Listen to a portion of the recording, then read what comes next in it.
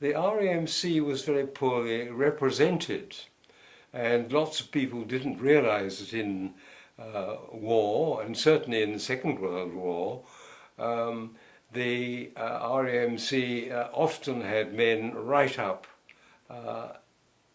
in the front alongside the actual fighting soldier. And it seemed to me a great pity that this wasn't more widely known.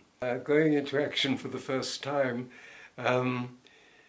one was desperately keen to get on with it. I had sustained certain injuries, and I could have used these for avoiding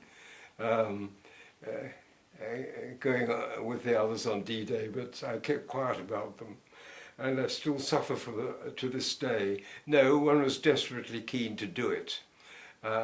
One was, yes, inwardly a little scared, and you knew that no matter what happened, you were going to do it. You must do it. I was in charge of a group of 20 RAMC men, and I knew I mustn't show any inner hesitation or fears. I was jumping number one at the door of the Dakota, so I could see out into the blackness of night. As we crossed the channel, I was surprised not to see evidence of the large invasion fleet which one felt was below us. Then suddenly we saw a white line, and I didn't know what it was at first. And then I realized this would be breaking surf, and that we were crossing the coast of Normandy. It would be about 2 minutes before we jumped, and the lights came on, and we were standing all ready to jump, knowing that any moment the green light for us to jump and the order to jump would be given. When, to my horror, in the half moonlight, I saw a big aircraft, which was a Sterling aircraft, coming straight across our path. Our plane had to heel right over, throwing all my men to the floor, this Sterling flew by us, and we flew through its turbulence, which shook our plane enormously.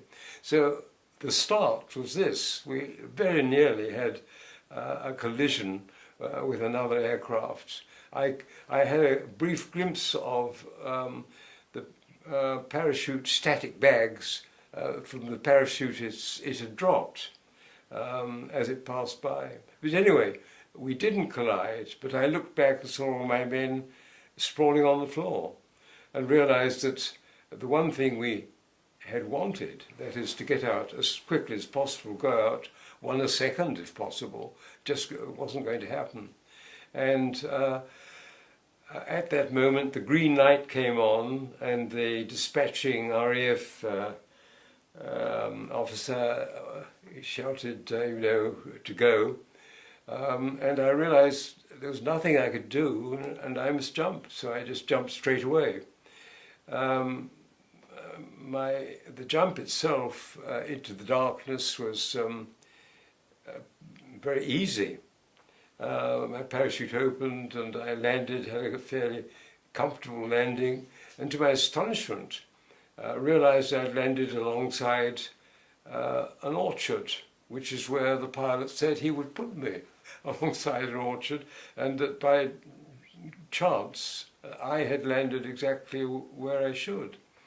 But my men were stretched out over 2 or 3 miles, of course, and many of them I didn't see again.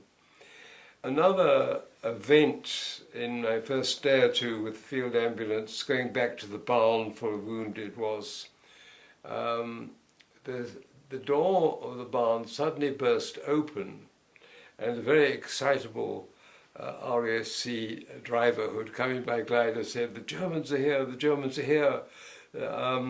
They're just at the bottom of the lane. The bottom of the lane was 100 yards away, and a German attack had come in, and the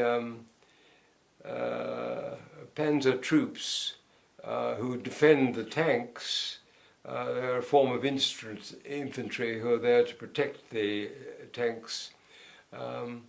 they had reached a point about 100 yards away from us.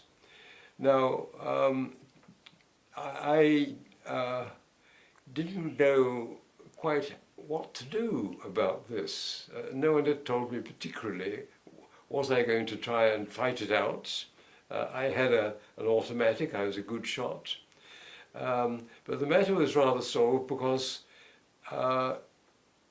most of the wounded still had their weapons. That shouldn't really have been, but it was so.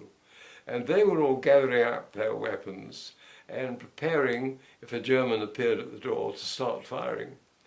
I realized that this would almost certainly lead to the death of all of us. They were lying on straw, and if a German was fired at, the next German would certainly throw in a couple of grenades and set everything ablaze. So fortunately that didn't happen, but while there was this moment of tension and uncertainty of how we should meet this, if the Germans did actually come into the barn,